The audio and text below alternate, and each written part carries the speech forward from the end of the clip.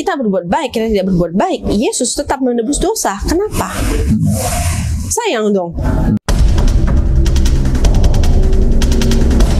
Pada waktu Jesselyn ini menjadi orang Kristen, dia tidak mengetahui ya apa tujuannya dia berbuat baik dan tidak melakukan dosa. Nah, ketika dia tidak mengetahui apa tujuannya berbuat baik, sebenarnya dia tidak mengalami hal yang mendasar di dalam kekristenan, yaitu lahir baru. Jesselyn Thea Lestari ini mengatakan orang yang percaya Yesus, entahkah dia jahat atau baik, sama-sama dosanya ditebus oleh Tuhan Yesus. Jadi, dia merasa rugi ketika hidupnya sudah dijaga baik-baik, sudah tidak melakukan kejahatan.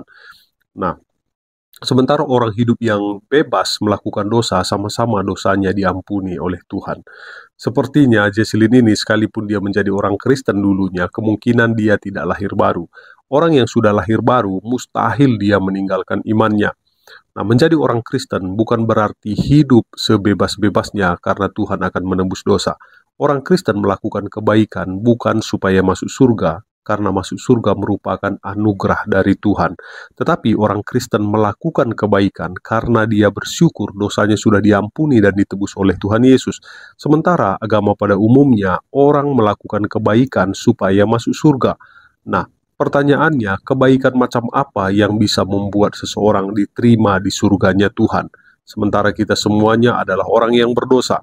Nah, nanti saya akan menjelaskan apa itu lahir baru. Kenapa kita sekarang itu harus benar-benar seperti percaya 100% kepada Yesus Kristus, dan kenapa sekarang kita berbuat baik, kita tidak berbuat baik, Yesus tetap menebus dosa. Kenapa? Sayang dong.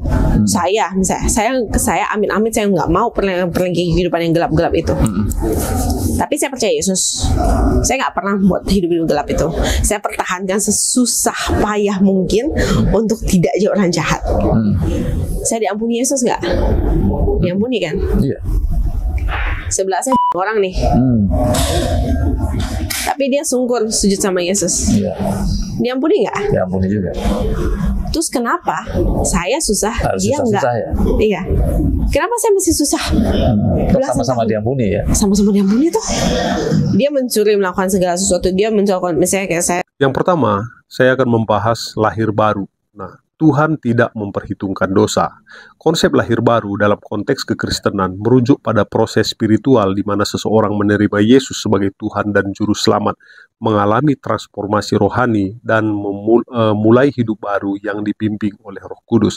Ini berarti dosa-dosa di masa lalu diampuni dan tidak diperhitungkan oleh Tuhan. Nah, pertanyaan Nikodemus tentang lahir baru muncul di dalam Yohanes 3 ayat 1-21. Ketika Yesus menjelaskan bahwa seseorang harus lahir dari air dan roh untuk memasuki kerajaan Allah.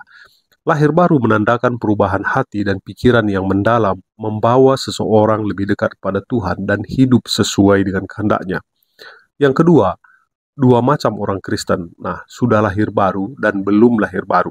Nah, apa perbedaannya? Ini sama-sama orang Kristen ya. Orang yang sudah lahir baru, dia akan berbuat baik untuk penebusnya, bukan supaya selamat masuk surga. Nah, orang yang telah mengalami lahir baru tidak berbuat baik untuk mendapatkan keselamatan, melainkan sebagai ungkapan syukur dan cinta kepada Sang Penebusnya. Nah, keselamatan yang diterima melalui iman kepada Yesus adalah anugerah yang tak terukur, bukan hasil dari perbuatan baik. Maka perbuatan baik adalah refleksi dari hati yang telah diubah oleh kasih Kristus. Mereka yang telah lahir baru hidup dalam ketaatan, bukan sebagai syarat keselamatan, tetapi sebagai bukti nyata dari iman yang hidup. Perbuatan baik mereka adalah persembahan sukacita kepada Tuhan yang telah menyelamatkan mereka dengan kasih karunia-Nya yang tak terbatas. Nah, apakah orang yang sudah lahir baru bisa jatuh dalam dosa? Nah, bisa jatuh dalam dosa, tetapi tidak sanggup tinggal di dalam dosa. Nah, orang yang telah lahir baru mungkin jatuh dalam dosa, namun tidak akan sanggup tinggal di dalam dosa. Hati yang telah diperbaharui oleh Roh Kudus akan selalu merindukan kebenaran dan pertobatan. Dosa mungkin menggoda, namun kasih Kristus yang berdiam dalam diri seseorang itu yang sudah lahir baru mendorong kembali pada jalan yang benar. Nah, seperti seorang anak yang tersandung, mereka bangkit kembali, meninggalkan kegelapan untuk dalam terang Tuhan, karena cinta ilahi yang menguasai jiwa mereka tidak membiarkan mereka berlama-lama di dalam dosa, ya. Nah, ini orang yang lahir baru, ya. Lahir baru adalah tadinya dia bernapas di dalam rahim, nah sekarang dia bernapas menggunakan paru-paru di udara bebas. Nah, ini hanya perumpamaan, ya. Bagaimana itu Yesus mengatakan seseorang yang percaya Tuhan itu adalah lahir baru. Nah, lahir baru adalah transisi dari bernapas dalam rahim dosa menuju bernapas dengan paru udara kebebasan ilahi. Dari gelapnya penjara dosa, jiwa kini merasakan kebebasan dan kedamaian sejati dalam Kristus Yesus. Nah, setiap hembusan napas baru dipenuhi dengan roh kehidupan yang membebaskan, meninggalkan masa lalu yang terbelenggu menuju masa depan yang penuh harapan. Nah, orang yang belum lahir baru masih betah tinggal di dalam dosa, sebenarnya dia tidak pernah lahir baru.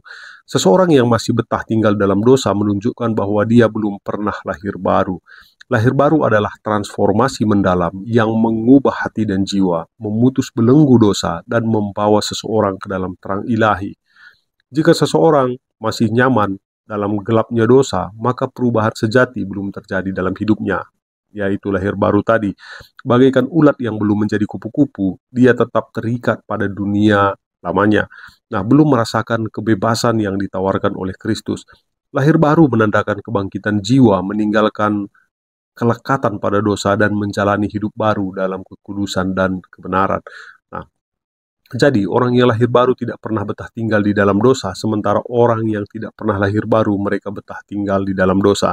Orang yang lahir baru seperti kupu-kupu yang sudah berubah dari ulat, dia tidak akan pernah betah hidup seperti gaya ulat. Demikianlah juga halnya orang yang belum pernah lahir baru seperti ulat yang belum pernah menjadi kupu-kupu, maka dia sangat betah hidup seperti ulat. Seperti itulah perbedaan orang yang belum lahir baru dan orang yang sudah lahir baru sekalipun mereka sama-sama Kristen.